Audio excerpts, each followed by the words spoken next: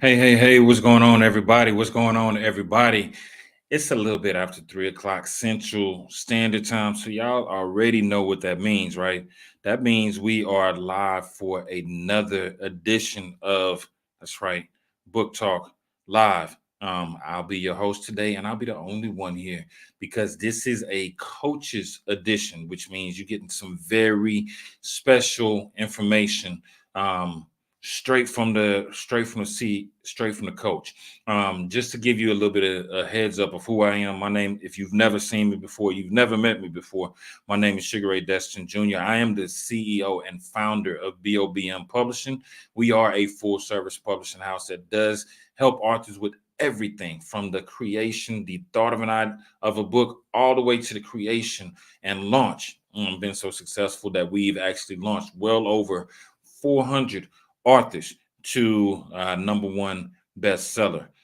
With that being said, you obviously should be next, right? If you haven't already joined the Bestsellers Club with us, what you waiting on? We got the formula. Let's go, right? Next thing. So today, I just want to kind of give y'all some free game. And when I say free game, free 99, right? Jay-Z said it best. I'm trying to give you $1 million worth of game for free 99. And so with this, we're talking about how to tell your story so that you actually create additional income from it. And so there's a few things. Normally, I'm kind of going back to the old method of how I used to kind of coach and give y'all a little bit of this information. And first thing first, I'm just going to give you a little bit of an overview, and then I'm going to break it down for you in more detail because unlike any other, webinar or live video, I'm not doing it. I'm not doing this to sell you anything. I really just want you to succeed as an author or as a future author or as a current author that's trying to figure this thing out, right? So when we talk about ways to tell your story so that you create additional income streams, one of the first things that we're going to talk about is being very descriptive with it. And when we talk about the description, that descriptive writing is it's basic, but it is so detailed that I want to go into it. I've said it before. I'm going to say it again. I'll keep saying it until you get it, right? And then the next thing is what does what does it actually create from your story? What are some of the additional income streams that you can create from telling your story properly? Now, if you with me, do me a favor, go ahead and drop a comment. Just let me know that you here. If you watching the replay, go ahead and type in replay squad, replay, whatever you want to put in here, right? So one of the first things that we're gonna break down is how to actually tell your story. What's going on, Miss Chanel? Um, One of the first things that we're going to talk about is how to actually tell your story. And when I say how to tell your story, let's talk about descriptive writing because there is a way that you can tell your story that really catches your audience's attention. And when I say it catches your audience's attention, you want to captivate your audience. You want them to be so intrigued with what it is that they're reading, what they're learning from you, that they they just have this moment. They can see the whole movie playing in their head, right? And so one of the first things of telling your story is it has to be descriptive. And when we get into description, we're talking about using those five senses. The five senses of touch, taste, sight, smell, sound. And you may not think that all of this is important, but it's extremely important. So when you talk about touch, what are the things in the atmosphere that you can actually put your hands on, that you can actually feel? If there is something that happened, then you want to talk about it. You want to, let's say you bumped your toe. Get descriptive about bumping your toe. Everybody knows that feeling of bumping their toe. Everybody knows how how you start speaking 19 billion different languages all at the same time because you bumped your toe and it hurt, right? Especially the pinky toe or that little corner of the bed that you kick. If you tell that story properly, people will feel that story. Um, what are some of the things that you see? Being very descriptive in sight, because a lot of people are very descriptive and visual learners. So if I'm talking about walking outside, one of the things that I'm not going to do is say I walked to the store and it was amazing. That's so boring, right? Make it fun, make it interesting. Talk about the grass that was outside. Talk about the green grass. Talk about the cars that passed by. Talk about the way that there were potholes in the street that you could see. Talk about the dog that you could see that was running up to you. The if it was a puppy or if it was a pit bull. Talk about the baby that you saw across the street that was playing at the park. Talk about the things that you actually see. You want to build up a storyline in their heads so that they can actually see the things that you see, because that's what gets them drawn in. The more descriptive that scene is, the more they can place themselves in the actual scene of the moment. The more they can actually begin to see themselves right there with you, right? So talk about the description that's going on in there. Smell. What are some of the smells that you experience? If you are, again, let's go back to the example of walking to the store. And I'm just giving y'all a really basic story, but I'm going to go into some of the more advanced stories that have actually created more opportunities for others. So if you are walking to the store, let's say you're walking in a neighborhood where there's plants. And when I say plants, power plants. That are out there, chemical plants. You can smell some of the chemicals in the air. You can smell the fumes coming from the exhaust of the car. You can smell the neighbor down the street who was smoking a cigarette. You can smell the the fresh pies, or as Martin Lawrence said it in Life, the non-black pies. How can we make some of those? How can we make those the black people pies? Right? And y'all know what he said. I didn't say exactly what he said, but if you've seen the movie Life, you know exactly what I mean. How can you can talk about the aromas that are in the air. You can talk about the perfume that the lady that just walked by you was wearing.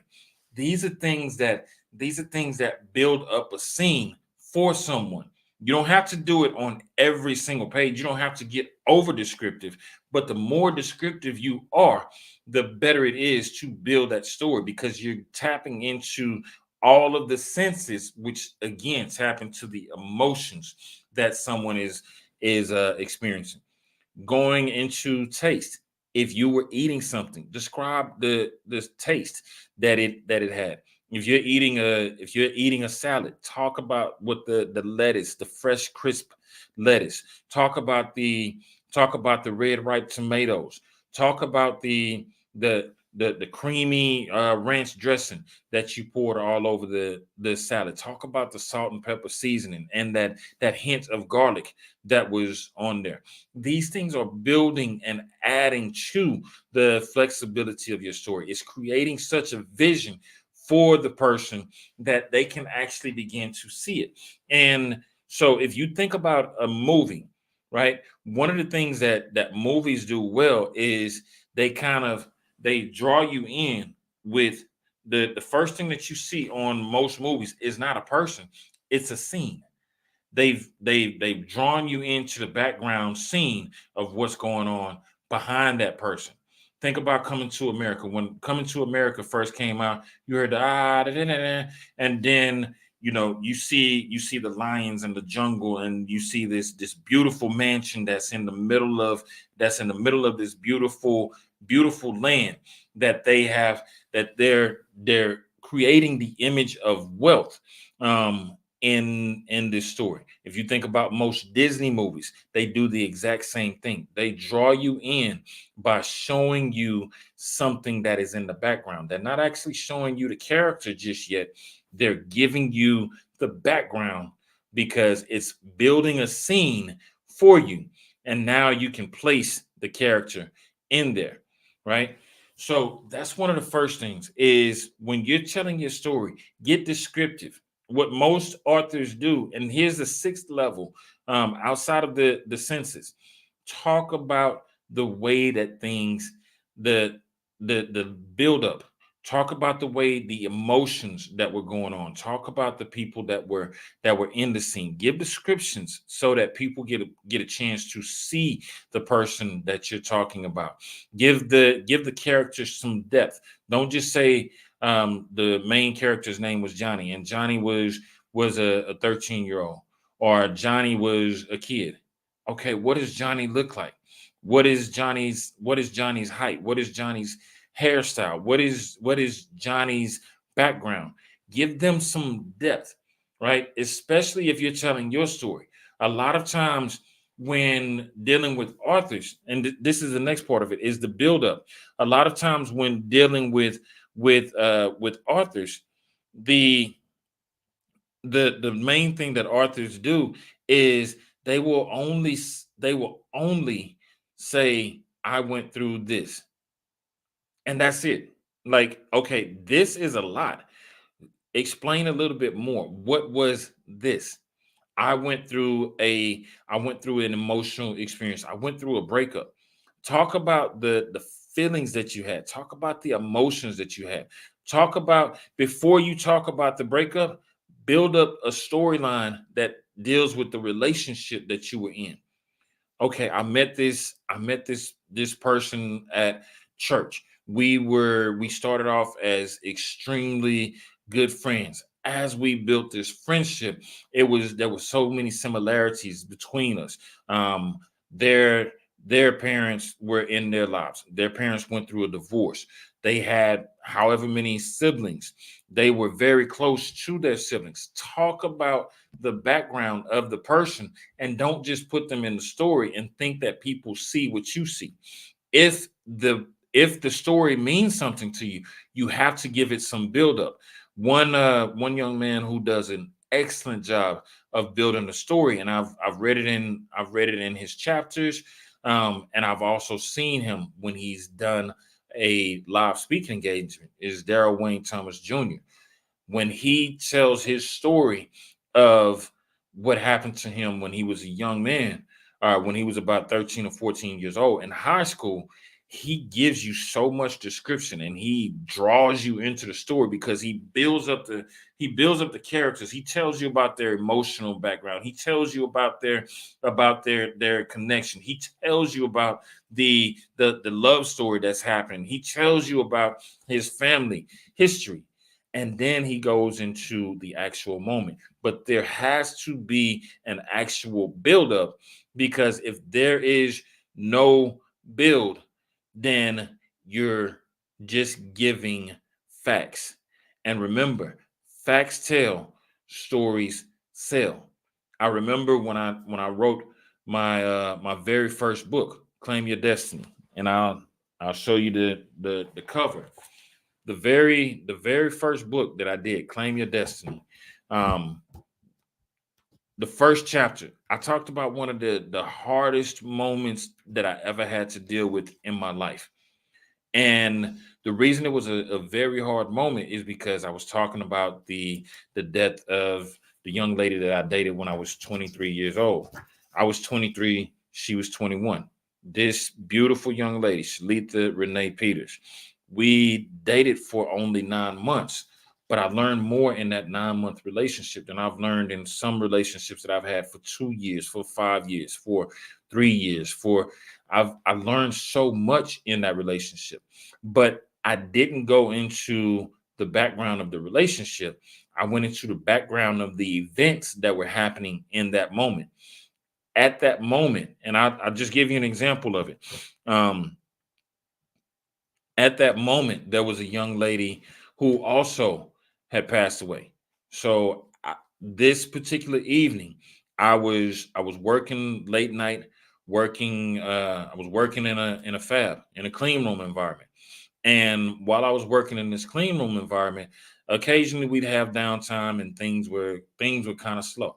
So this particular night, things were a little bit slower than normal, and there was just this eerie feeling in the air.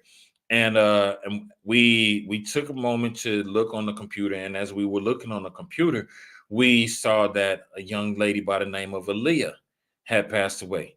She was in a terrible crash and she lost her life.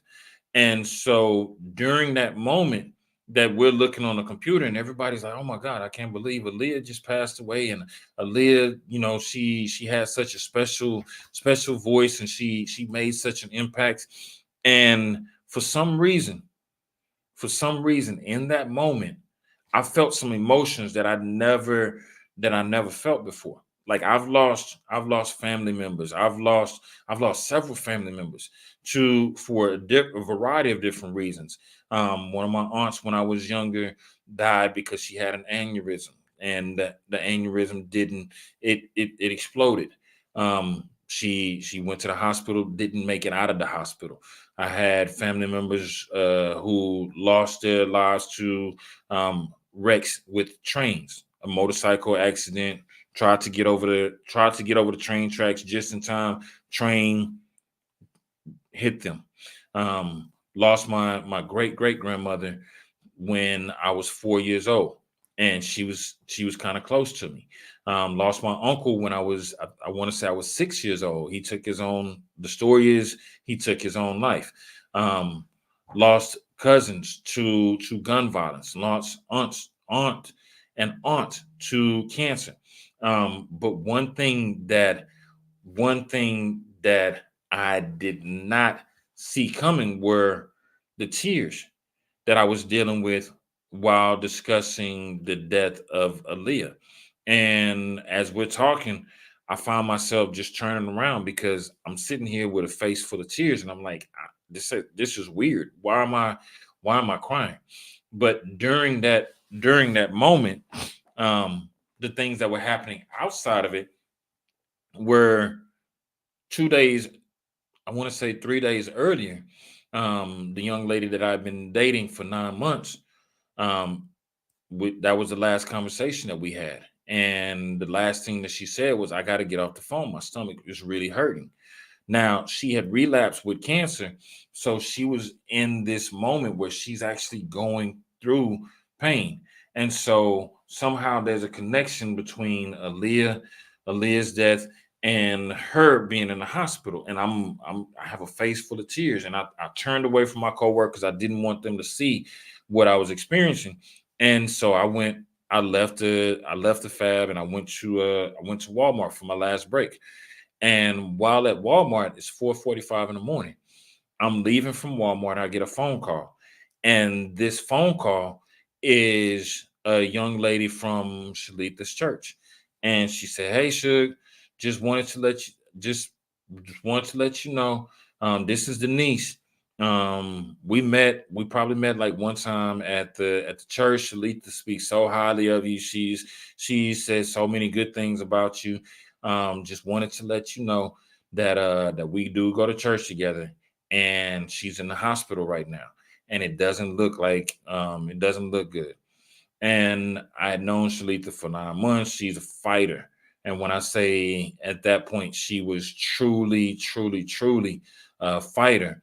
Had already beat cancer before. So now here I am, and I'm listening to what's going on. And I'm like, you know what? Don't worry about it. She's gonna be okay. And again, I feel the tears after I get off the phone. Don't understand why. But get back to work, get in, get out, clock out. When I get home that morning, it's 6:45. And so at 6:45, I get home and I just lay down. I'm laying down on the floor. That's how tired I was. Um, and so 8:45, once again, my phone rings.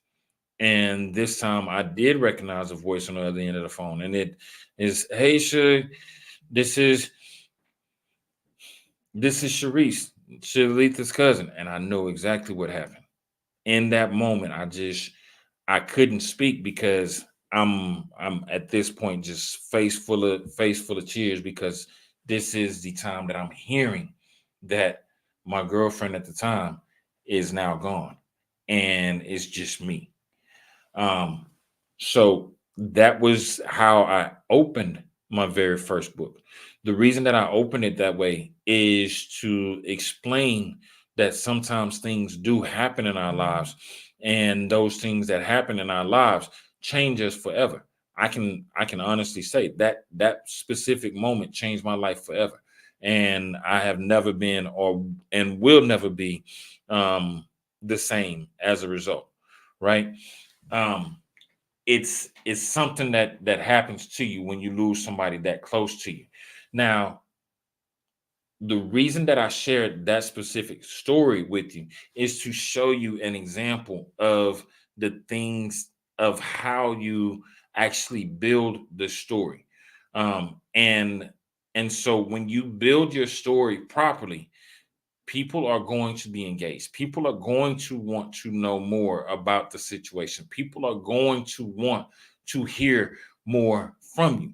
This is what you'll see in every movie that every movie that's worth anything, right? There is something fun that starts off happening, then after something fun happens, then there's this big old plot, right? And this plot twist is okay. Think about Friday.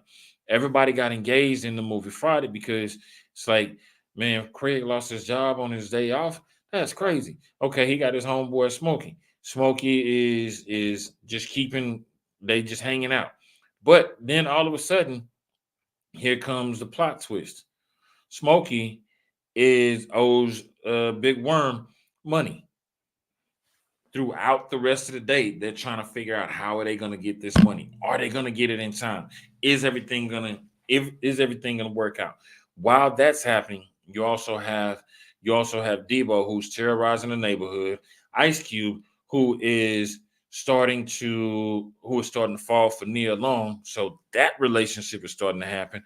Smokey is going back and forth through the neighborhood trying to find out his way. He's telling stories, they're sharing stories.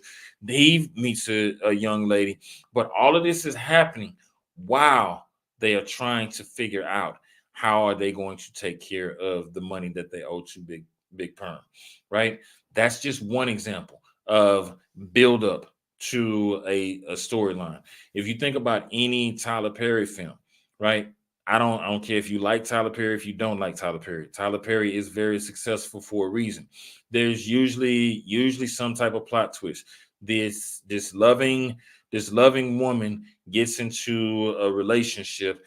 For some reason, she ends up with this dark skinned bald headed dude, and the dark skinned bald headed dude ends up being the worst type of dude ever, right?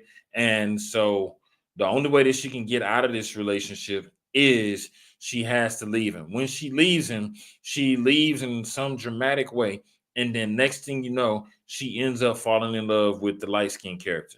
Light skinned character is usually some pretty boy type. The first movie, it was who was that? Shamar Moore was the first one. In other movies, in the next movie, it was Boris Kojo. In other movies, you see there's a pattern that goes with these movies, but throughout there's always a storyline that includes some type of drama. Medea is doing something silly, or other characters are doing something silly. So there's some comedy in there, but there's also some drama. Somebody got cheated on somebody got abused, somebody ended up dying, somebody ended up getting into a situation where they owe somebody money. Some You see where I'm going. There's always a catalyst in the story, and that catalyst is what makes the story exciting to most people. Now, if you use your catalyst and you use your buildup properly, then what happens is you intrigue the audience, you get the audience engaged. Now you can use comedy to fill in the blanks, you can use drama to fill in the blanks. You can use just all out satire to fill in the blanks. Whatever you use to fill in the blanks, there's always going to be a main character that has a plot twist. And once you have that plot twist, then there's the buildup to the climax of the movie. And once you have the climax of the movie or of your story, then it draws everybody in. For people that write fiction books, what you'll find is they have this climax, and then they're like, catch the next book coming soon. Well, if you are a nonfiction writer and you're writing your story, then that climax can be the end of your chapter. And then you get them ready for the next chapter that they're getting ready to go into. You have to keep your audience engaged, entertained, and intrigued. The more you keep them engaged, entertained, and intrigued, the more successful your story will be. So again, just a quick recap going backwards with it, right? You have your you have to use that descriptive writing, which is the five senses: touch, taste, sight, sound, smell. You also want to build up your storyline. The more you build up your storyline, the better it's going to be. And there has to be some type of climax. Your nonfiction story doesn't have to be all sad, especially if you're writing a book that's going to help others. There has to be some type of victory in it. And it doesn't have to be all happy, because if it's only this great happy story and there is no drama inside of it, you're going to bore your audience, because nobody wants to root for the person who's always winning. Nobody wants to root for the person who's always winning. Trust me, from experience. Nobody wants to root for the person who's always winning. So give your storyline some drama. You can include some humor, but make sure that you're drawing your audience in. In a few minutes, I got to take a quick commercial break. When I come back, what I'm going to be talking about are some of the opportunities that can come from telling your story properly. Some of the opportunities that can come from telling your story properly. And once again, I'm doing this for you. This is another Coach's Edition. I am Sugar Ray Destin Jr. Be back with you in about 2 and 2. BOBM Publishing has been amazing. Me personally, going through the process in different parts, being a contributor to a book, also taking the lead on a book, BOBM has really broken it down for ways that someone like me can understand. I don't consider myself a professional writer. I don't consider myself an author in that realm. But what they really did, one, they gave me the confidence to let me know that I am able to do this, but then also walk me through the entire process. They were there with me step by step along the way, just preparing me, answering questions, laying down the foundation and the path that we really needed to be successful in publishing a book. And so to me, it's really personal, and to have that personal connection to a company that could really guide you in ways that you didn't know were possible. Again, I didn't know I was able to do this, and so I really thank BOBM Publishing from the bottom of my heart. And, as we continue to do projects together, because now I'm not done.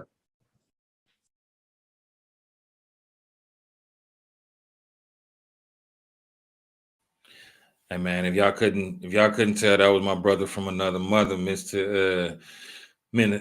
Kenneth Wilson, out of the DMV area, doing big things with his books and with his business. So if you are in the DMV area and you need training for safety training, my guy is the number one training specialist out there for safety, right? Does a lot of work with schools, universities, and businesses. So y'all make sure y'all tune in and check him out. So we just talked about how to tell your story properly. We just talked about a few things, and I'm not giving you everything. I'm not going fully in detail on how to tell your story properly, but just wanted to give you some meat, something that you can actually use as you're telling your story. Because if you do it properly, here's a few things that can come from it. And this again is just an overview, and then we're gonna break it down and go into depth a little bit from experience. And I'm not telling you anything that I haven't already done, or haven't already seen, or haven't already helped to create for others. Right. So one of the first things that it creates is speaking opportunities. Another thing that it creates is coaching opportunities. I'll tell you the reasons why in this. The opportunities to work, the opportunity to work with others, other authors, other speakers, other creators in this space. Creating programs, creating programs based on your story, based on the content, the message of your book.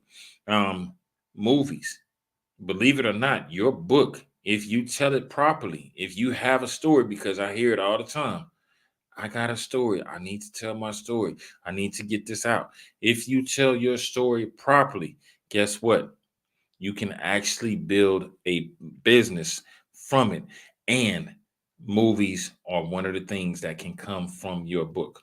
Another thing are Another thing is plays, plays, plays.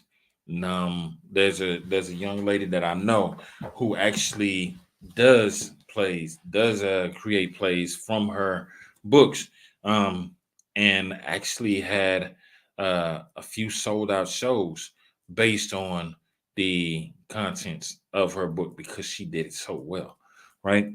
So when I talk about speaking engagements from your book, right?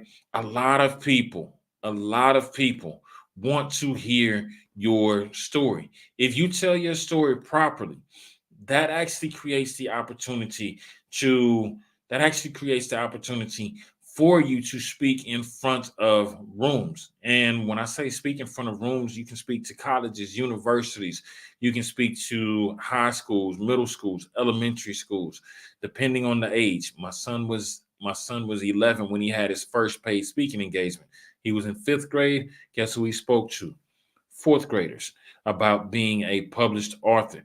That was his story. That was his story. He was 11 years old speaking to 4th graders and got paid for it. So there's no excuses there. Um, you can speak to businesses in terms of training if it's done properly, right? There's lessons in each of our lives, and the reasons that most of us think, well, I don't want to say most of us think, but I just want to share that the way that you tell your story opens up opportunities because it's going to impact somebody else, right? Your story is very similar to someone else that you don't even know. There's somebody else who has went through something similar to you, and I'll break that down for you. Some people have been through a divorce. Guess what? There's a 50% divorce rate in this world. How many people do you think can relate to your story? 50% of the population, right? If you have been in an abusive relationship, there are plenty, and I do mean plenty, of women who have been through abusive relationships. But I don't want to discount that because there are plenty of men who have also been in abusive relationships. And when I say men who have been in abusive relationships, it may not have been physical abuse, because mental abuse is also something that a lot, and I do mean a lot, of men are dealing with these days, right? Which is probably why the divorce rate is so high. One of the reasons, y'all don't come on here attacking me and saying that ain't why. No, that's just one of the reasons that the divorce rate is so high. If you have been triumphant at something, let's say you were a sports legend, tell your story of how you became a sports legend. Tell the story of your work ethic. Most people think that it's easy to become a legend in sports. No, it's not. There's hours upon hours of workouts that you have to endure. There is a different diet that you have to deal with, that you have to discipline yourself for. There is a time management factor that goes into being a top athlete. If you're a musician and you went from rags to riches, there's so many stories, and it's all about the way that you tell your story, because most people think, well, nobody wants to hear my story because, well, maybe you made straight A's throughout school and it was just easy for you. No, it wasn't easy for you. There's something that you had to endure. Maybe you endured something similar to what I endured from being smart. I grew up in a neighborhood where being smart was not necessarily a good thing. So I was called nerd. This was before there were blurs, black nerds. I was called. I was told that I was trying to be different. I was told that I talked funny because I talked proper. I was told that I was trying to act white. These are things that you endure, and there are so many other people who suffer in silence. But if the minute that you speak up and use your voice to explain to others what you have endured, what you have been through, then that frees them up, because now it gives them the chance to say, wow, I can't believe that you went through that. And believe it or not, there are organizations where there are rooms full of people who would love to hear your story. For example, if you grew up in an urban neighborhood, you grew up in the, let's just call it what it is. If you grew up in the hood and you found a way to become successful in life, there are plenty of teachers right now who are struggling and trying to get through to those kids who are from the hood, but they don't understand them. They don't understand that these kids have went through some traumatic things even as a child. I remember being a mentor, and I was mentoring this amazing young man in fourth grade, and I it touched my heart, just like the time that I got a chance to share with him, and we would just sit there and we would hang out. Sometimes we play games, sometimes we just talk. We talk about life. At in fourth grade, he was already sharing things about life and talking about how the things that he was going through. I won't share his personal business on here, but one day the conversation got a little serious, and I said, man, you gotta lighten up and just be a kid. And he looked at me with the most serious face and said, man, some of us have already had to grow up. I just stopped i just stopped He's in fourth grade. He's in fourth grade. So imagine how many people you can bless with speaking and telling your story properly. When you learn how to tell your story properly, there are audiences, there are rooms that want to hear more about how you made it. For example, when I speak around the country, if I'm speaking to kids, depending on the school or the program that I'm going to, if I'm going to Avid, I'm talking about being an AB honor roll student and some of the things that I had to endure, some of the things that I had to overcome. If I'm talking to kids who are young athletes, I'm going to share my story of being an athlete, sitting at the edge of the bench, even though I'm 6'7", edge of the bench. But I have a sister who is a legend, two-time Olympic gold medalist, 23-time All-American at the University of Texas at Austin, the most winningest NCAA athlete ever. You can look it up. You can look her up, Carlette Guidry Falquay.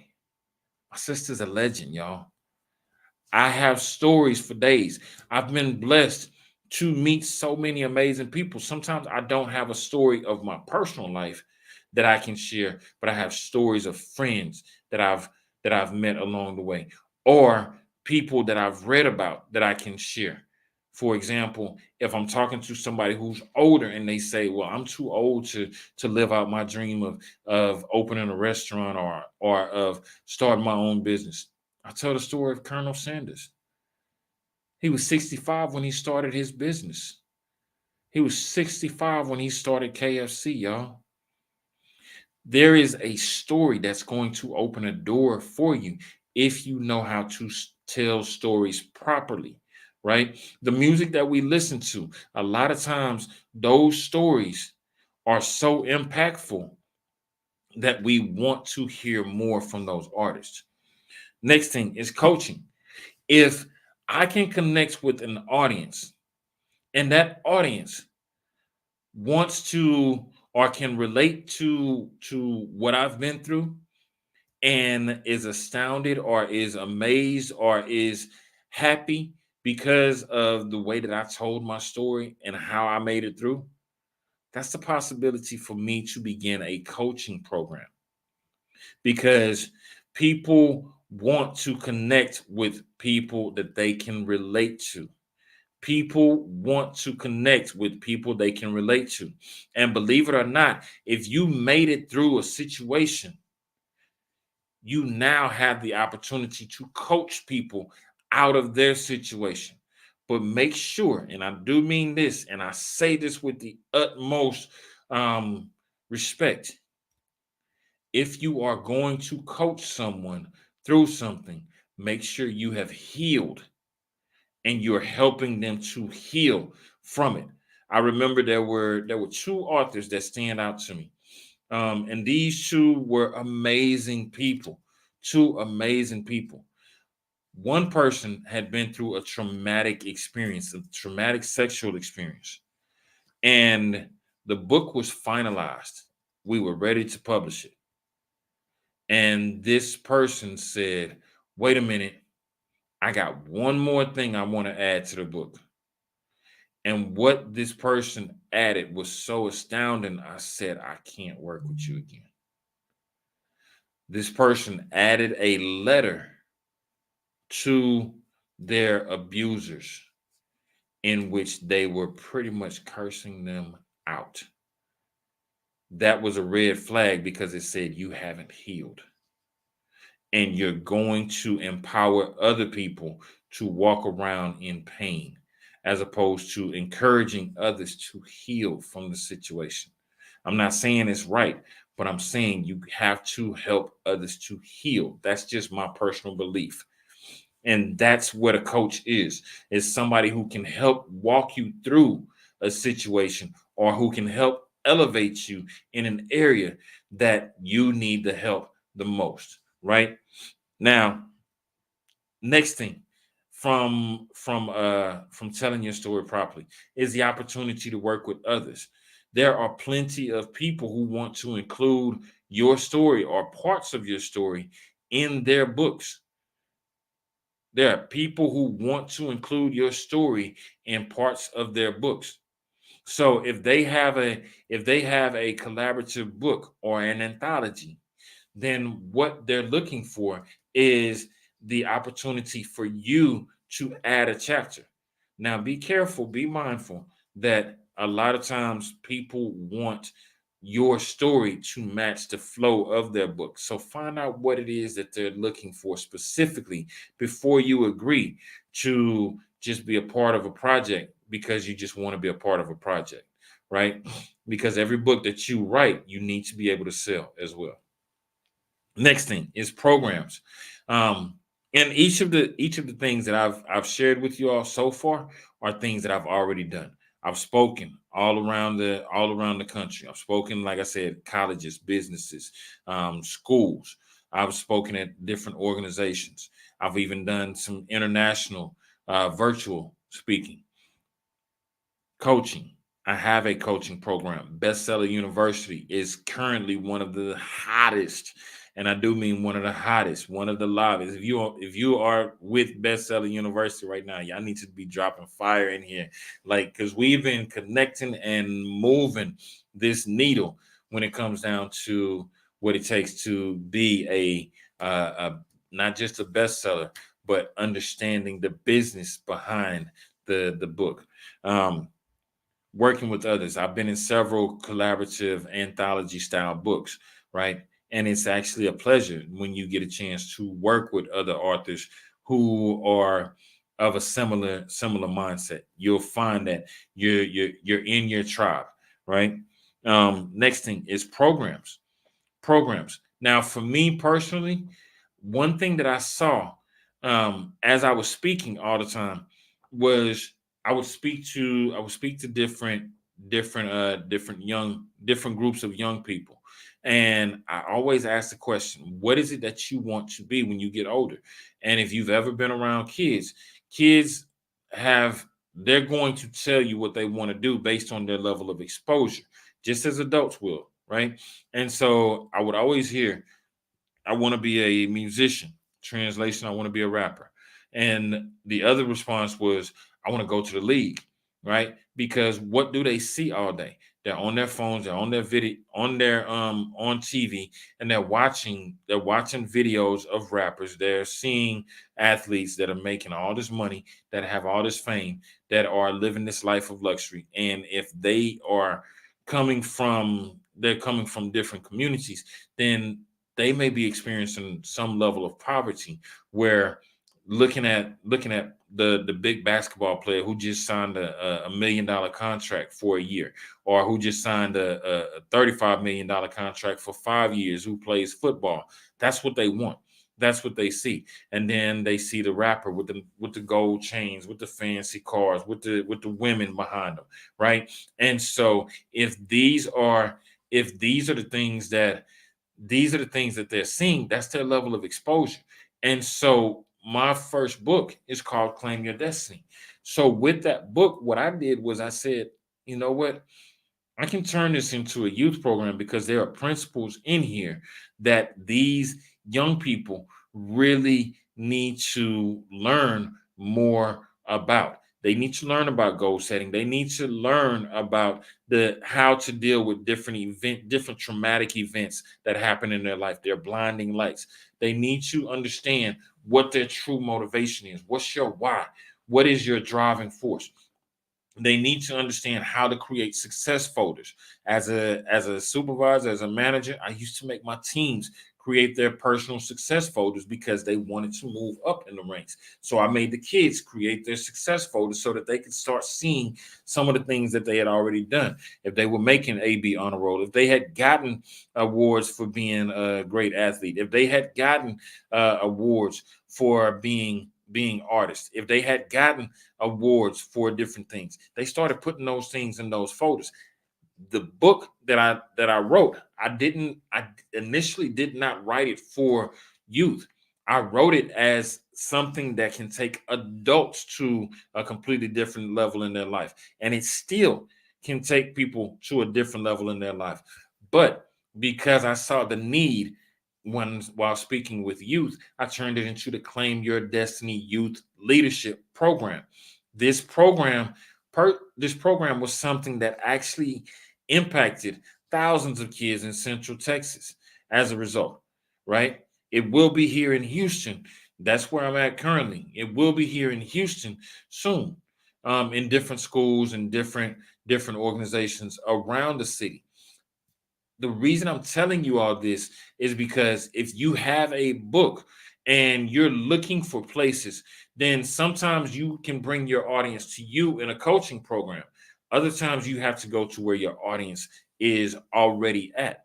And the fact that you go to where your audience is, that creates a much larger opportunity for you by being able to go and bring the program to them. You'd be surprised. People are willing to pay you money to come in and work with the audience that they've already established. Think about that. All right. Next thing is movies. Telling your story properly has the potential to turn your book into a movie. Prime example of that.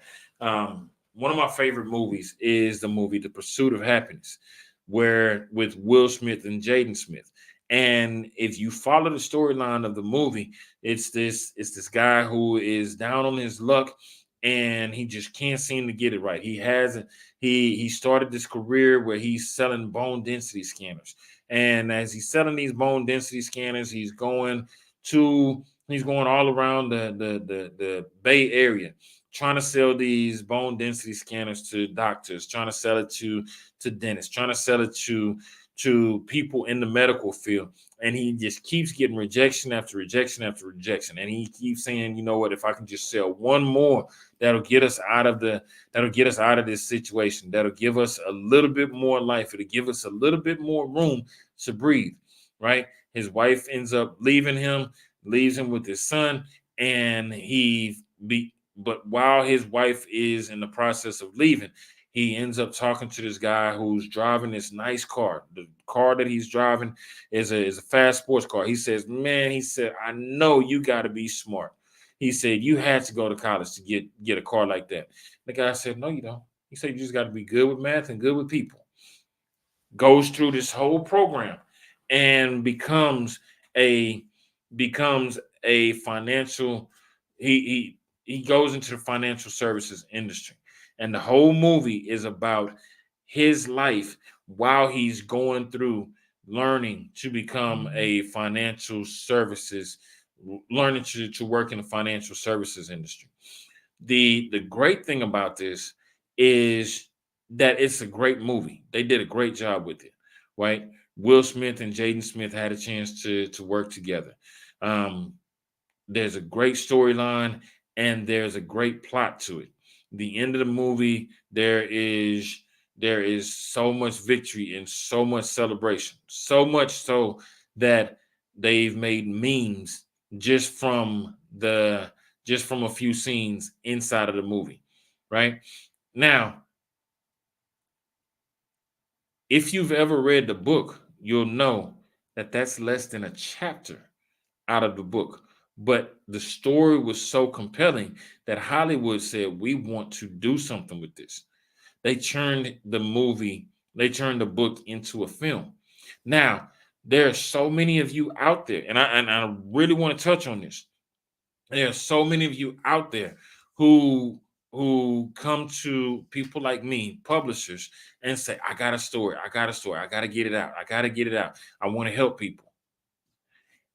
And you are so scared to tell your truth that you stop right at the door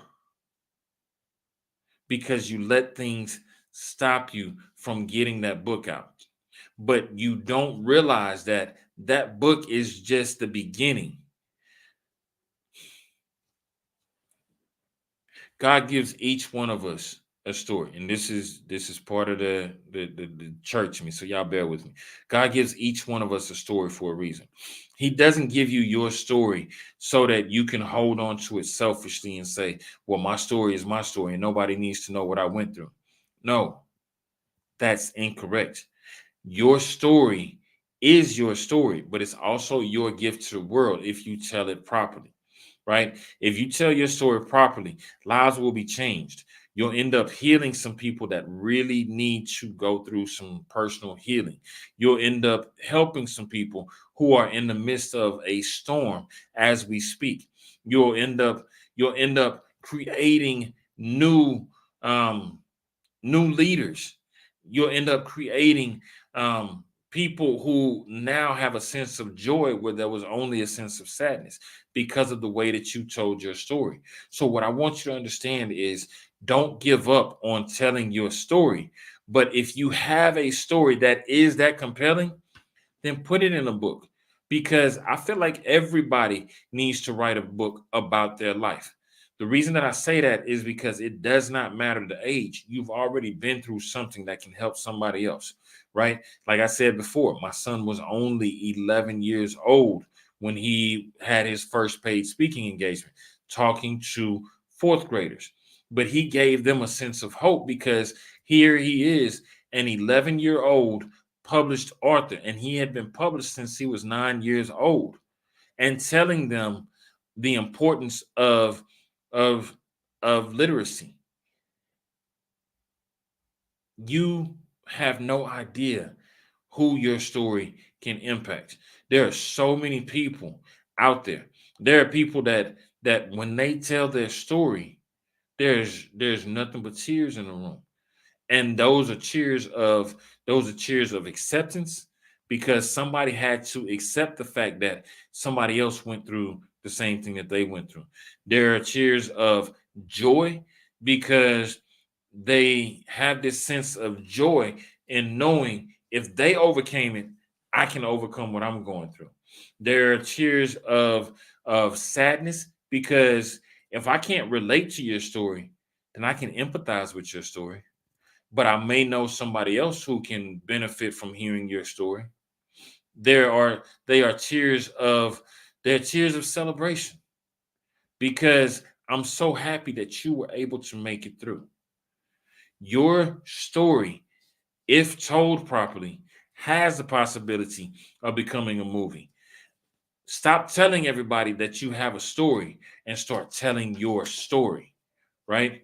And make it a movie. Last thing is your book can turn into a play. One of the young ladies who is in Bestseller University right now, um, Miss Diana N. Patterson, amazing, amazing, amazing woman. She turned her book, Everything Grows in the Valley, into a play. The play was so amazing that it sold out. Each time she does her play, it sells out. And the play is based on the contents of the movie, which are based on life. What I'm telling you, the reason I'm telling you all of this is because I want you to understand that your book, your story, has a chance to impact lives, and not just impacts lives of the people that you know, but there are well over 7 billion people in this world. There may have been somebody out there trying to discourage you and saying your story doesn't matter. Okay, bully, get out of my way and let me get to my tribe. Because if I tell my story properly, I can create opportunities and I can heal others. I can impact others. When you begin to tell your story in a way that is compelling, that is descriptive, and that is impactful to others, what's going to happen, what's truly going to happen, is that you'll begin to see more opportunities land in your lap than you can possibly imagine. Your story is just the beginning. And I want you to understand that when you tell it properly, when you break it down using the five senses, touch, taste, sight, sound, smell, when you use build up, you build your characters up, you build the scene up, and you tell your story in a way with emotion, but with triumph and victory, and also include drama, comedy, satire, however you want to play it. People are going to flock to your story, and that creates other opportunities for you. Speaking engagements, coaching, creating programs, creating plays, the ability to work with other people, even the possibility of doing a movie of your life story. But you have to take time to really hone in on your story and determine which story you're going to tell, because you can continue telling everybody that you have a story, or you can start telling your story and create an impact and change lives forever. Listen, y'all, that's my time. My name is Sugar Ray Destin Jr. Once again, founder, CEO of BOBM Publishing. If you're looking to get your book out there, you need to go ahead and visit our website, www.bobmpublishing.com. Book your discovery call. Let me help you turn your next book or your first book into a bestseller, right? I love y'all. Ain't nothing you can do about it. Love y'all from the bottom of my heart. Until next time.